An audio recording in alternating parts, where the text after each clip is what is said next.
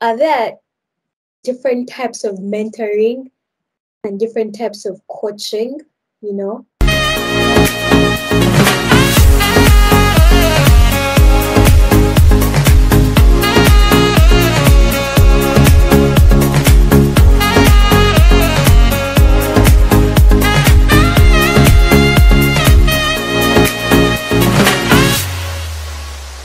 How can we encourage more people to take up mentoring and coaching?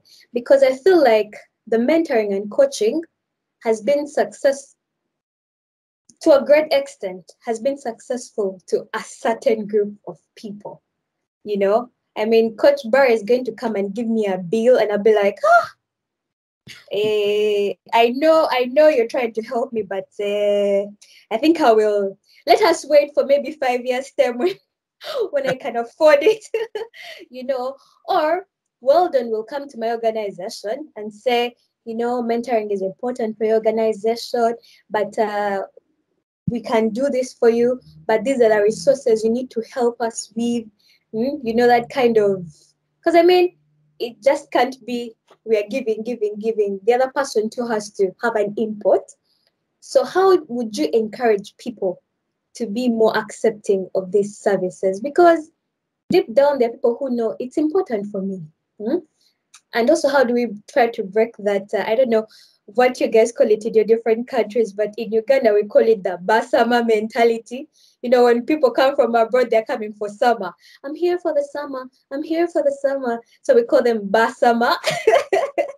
So, how do we break that Basama mentality so that people are more accepting of these ideas?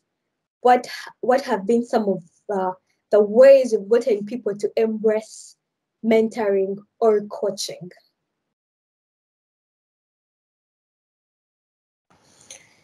Yeah, I need to go back to what Coach Barry mentioned. I think, yeah, I think the mindset of the people is very, very important. And specifically, I think some of the challenges that we faced as Catch Africa, I think, is the fact that I think even teachers, right, they don't necessarily see mentoring as an important tool.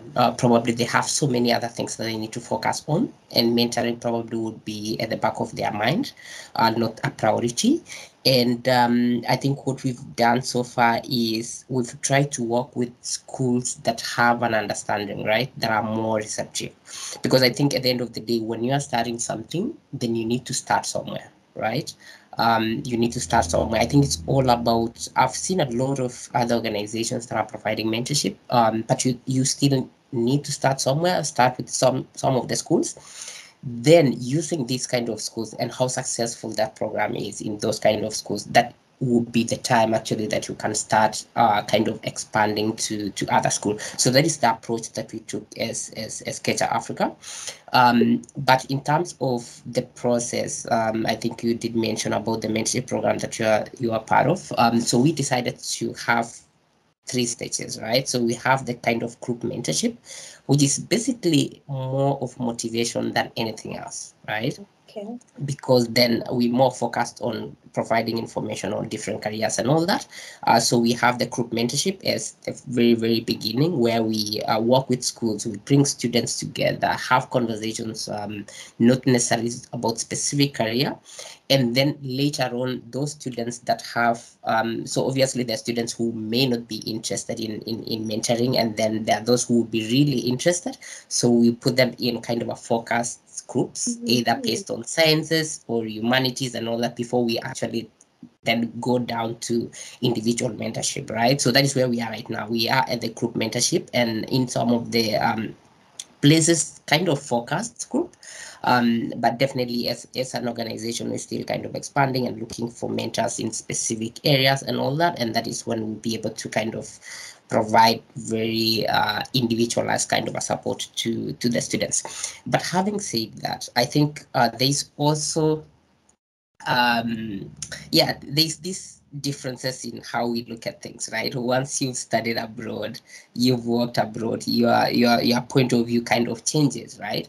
But I think it's important to combine the two, right? Combine the point of view of the continent and point of view that you've the international perspective that you have gained, and try to put these two together, right? And that is the process of reintegrating, right? I know a lot of people get have a lot of challenges when they go back to the continent because they're so open-minded and they want to try things, and they get disappointed because they start resistance, obviously. So but I think it's important to kind of match the two, right? And be a little bit patient, I would say, in some of the things. So you face a lot of resistance, but at the end of the day, you have to be patient because you need to see the point of view of the other person vis-a-vis your point of view, and see are there any ways that you can actually match the two and then progress, right? So that is the approach that we are taking. Yes. Coach Barry? All right, really, really interesting what my say right now. And he says something really important because when you come from abroad, you study abroad and you come with some new activities. You develop or you learn from abroad, and you want to implement that in the continent or in our countries. Sometimes it's difficult to really implement exactly the same process, the same methodology, because the conditions are different, the environment is different, the conception is different. Some depending on where you want to implement. I'm not saying that usually the environment is the condition there is less than what you learn abroad. Sometimes it's different. You can be in some parts where really, what you want to implement doesn't fit exactly with the vision of or the condition of the places. So it's about what you want to bring, what value you want to bring in the society, what value you want to bring in the organization. Because about mentoring or coaching, there are different aspects. It can be in the business level, it can be in the life level, it can be in marriage level, it can be, anything. So is what you want to bring important for the the society, the organization, the business? What is the solution you want to bring? So what is the problem, the challenge you want to respond? So this is the one important question. Second is about understanding the environment itself. So before implementing anything, you have to talk with the locals.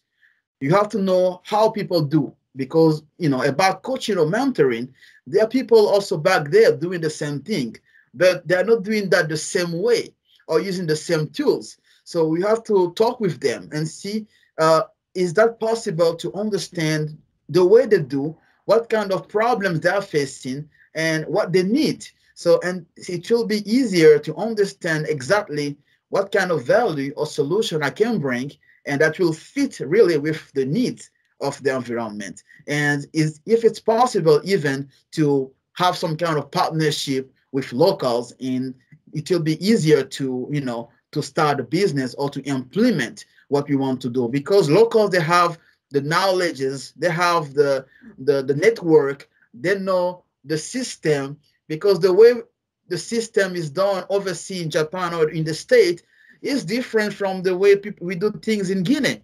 So we have our own way to do things. But if you are not living there, you cannot understand, because it's quite confused, different. So that's why it's important to sometimes to have some partnership with locals. So in order to easily understand the way to implement our activities. Another problem is about it's the mindset, but I will talk about the ego, because in each society you will find people who are interested to anything, any change, any new concept, any new knowledge, and you will see people also who want, but they're afraid of any kind of misjudgment or they don't dare to try something new, because they're afraid people put them in any case or any particular space. So it's important to also understand the category of people with who you will talk, because if you understand with who you talk, it will be easier to understand the category. You will know, okay, this is a person who are willing to change. This is someone who are willing to see something new. And that person will help me during the process. Oh, this is a person who wants to try something but still doubting or hesitating, maybe because of some past problems or issues, or because of the society. And this is another person who, whatever the value I will bring, we always try to destroy that value and put it in a negative way. So that's why it's important to be able to categorize any type of people with who you will talk and with who you will share your value or share what you want to bring or your solutions. And another thing to motivate people is about doing sometimes free activities, free mentoring, free coaching. I know any entrepreneurs doesn't like to hear about this word free because we want to make money. But beyond money, it's about what you want to bring really in the society, what you want to change. Because we talk about our fellow brothers and sisters, you talk about we want to bring something new, change their lives, create something that will be benefit for them, and also they will be able to inspire others and help others. Like Murungi said, and congratulations with your initiative. And a lot of girls could shine, and through them other people are shining too, because they share that. It's like a light that you share with other people and other people share. That's why I say success is about first succeeding. It's about achieving your own goals, sharing with others, helping others to achieve it, and then they can help others too. So this is what is real success. So that's why sometimes we have to close our eyes and forget about the business side and just help. Just help and do some gifts. When we see some people who are really good, really talented, or who are really shining, we encourage them. We give some gift. We do something that will really, they will remember. They will say, okay, this guy, he is not only trying to change me, but he's really interested about seeing me becoming my best version.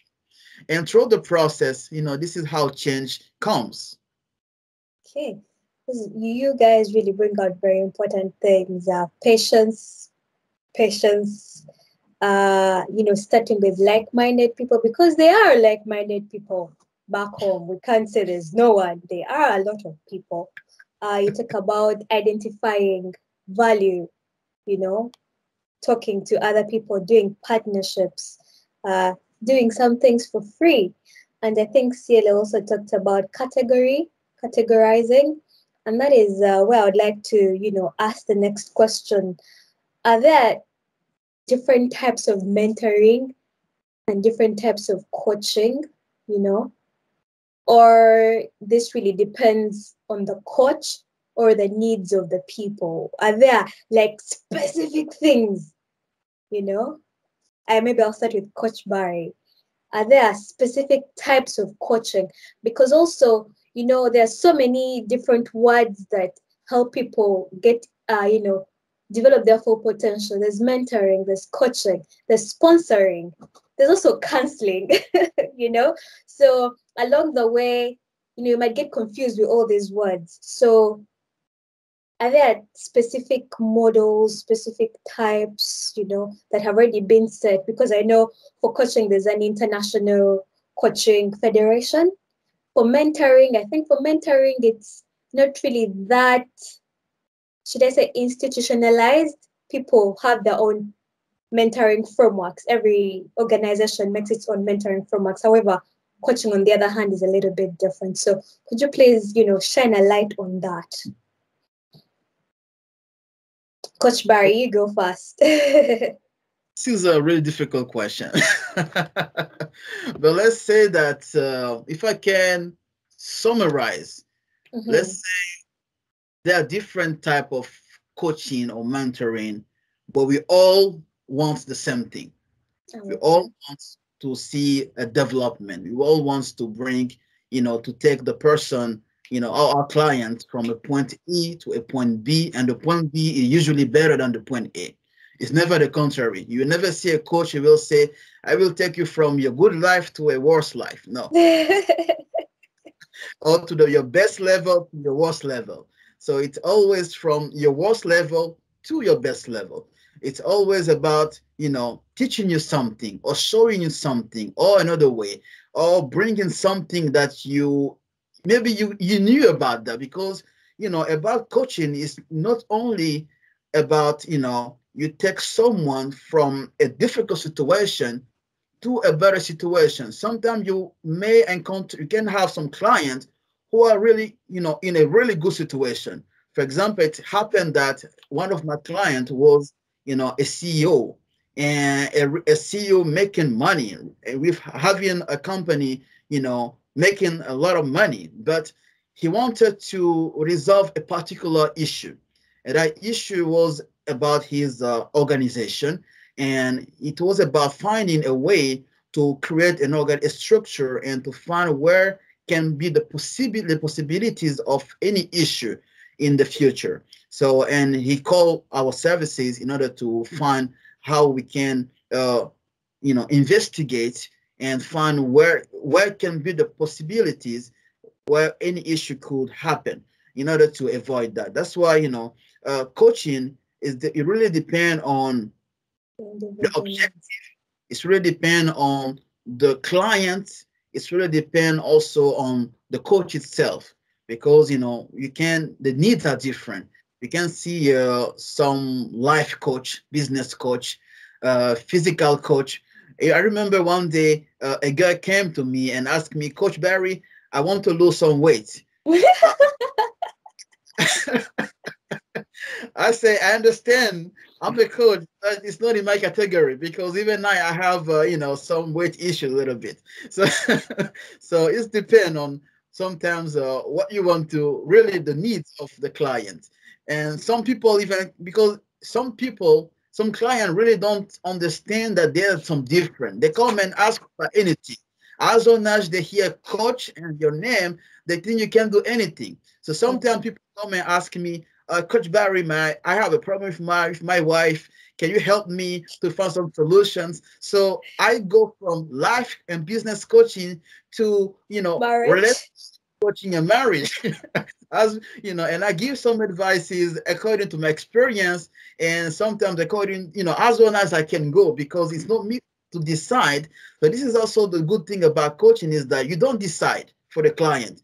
You guide the client the best possible way till the client find a solution.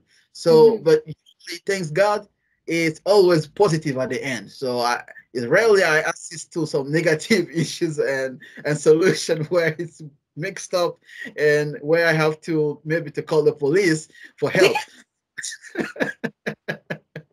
So it's about that. So coaching is so different. So there's so different activities about health issues, health coaching, physical coaching, mentoring, and leadership strategies, and depending on the client. Because if we go in a particular niche about life coaching, there's so many topics. For example, public speaking. So many people come and say, Coach, I have some problem. I cannot speak in public easily. Oh, Coach, I have a lack of confidence. Oh, Coach, my motivational level is zero, even let's say minus. How can I improve that? Or Coach, I don't see myself in the better way, so I doubt about myself. So there's so different aspect about coaching. So it's the way you talk, you communicate with your clients, and how you try to implement solutions in order to find a good outcome. This is where the process of coaching really matter, and this is where it's really take any kind of sense. It's how you, as a coach, you find the solutions, and how you investigate the problem, how you implement the solutions, how you put the frameworks and the deadlines in order to find a better solution. This is where we need to focus. Thank you so much for that, because the reason why I asked this question is, as you said, there's a diversity of problems out there, and you You're not going to help someone with their physical appearance, but you can help them with other things. So I think whoever is watching or listening, it's important to identify the right coach for your needs. Because if you get things mixed up, you might come from 10 to negative. What about mentoring in this case? Interesting. Yeah, so I think I do share a lot in what Coach Barry has mentioned. I think at the end of the day, there's so many aspects of mentoring as well. And as I mentioned before, there's obviously the one-on-one mentoring that I think a lot of people know of. And this actually happens a lot maybe in places of work where you are connected with your maybe as supervisor or whatever it is, your boss, and then they actually guide you, especially when you're a new employee, right? And then obviously there are also more of a very general categories, as I mentioned before. But I think at the end of the day, it kind of boils down to what Barry mentioned. What is your focus, right? And then what are the needs of the group that you're actually looking at, right? And I wanted to say that I think mentoring, just the way Coach Barry has mentioned, is also very, very similar to coaching, right? It depends on what kind of category of people you're looking at, right? And then what are the needs of these people. And specifically for us as Sketch Africa, we focus a lot on the students themselves, right? But obviously, even as a student, we have different categories of students. We have university students, we have high school students. For our case, we focus on high school students, and the needs of a first year high school student to a fourth year high school student. So in Kenya, we have like 4 years, unlike in Uganda. So like a first year student in high school have different needs, and the fourth year student have different needs, right? A third year student also have different needs in terms of the stage in their school and what kind of decisions they actually have to make. For example, in their at the end of their second year, most of the students have to decide on the subjects that they need to focus on, and that definitely has a bearing in terms of what kind of career options they can look at in the future, right? So we have those kind of so we focus based on what are the needs of the student. So in terms of coaching, obviously as well, it's not something that is cast in stone. It changes a lot with the needs of the people that you're looking at here. Okay. As you're talking, I just remembered, the first time we interacted and you told me the meaning of Kesha. Please tell me what Kesha means, because it you will tell us, but when the first time I had Kesha, I was like, that's a fancy word, but please tell us what Kesha actually means. Okay, great, interesting question. So yes, I probably should have mentioned that at the beginning, but when we started the initiative, where the mentoring initiative, right, we were actually looking for a name to use. So first of all, we went with Inspire Africa. And then later on, when we tried to search that, it was very, very common. It was not unique in any way. So then we had to come back and we started looking around for words that we can actually use or adopt.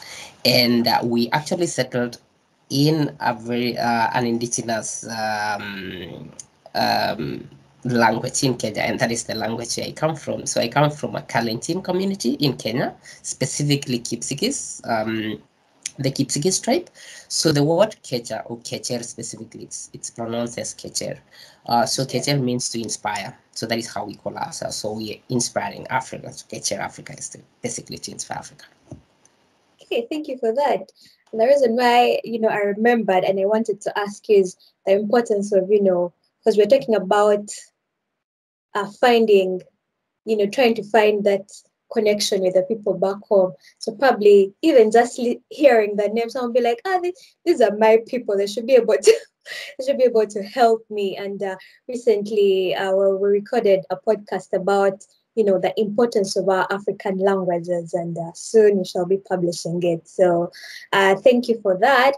And so what I'm basically hearing is that both coaching and mentoring the structure really depends on the needs, on the value, on the type of mentoring. For example, in Kesha, you're focusing on high school students because they have different needs. Coach Barry is looking into different categories of people, business people, people who need confidence, people who want to speak. So there isn't sort of one shoe fits all.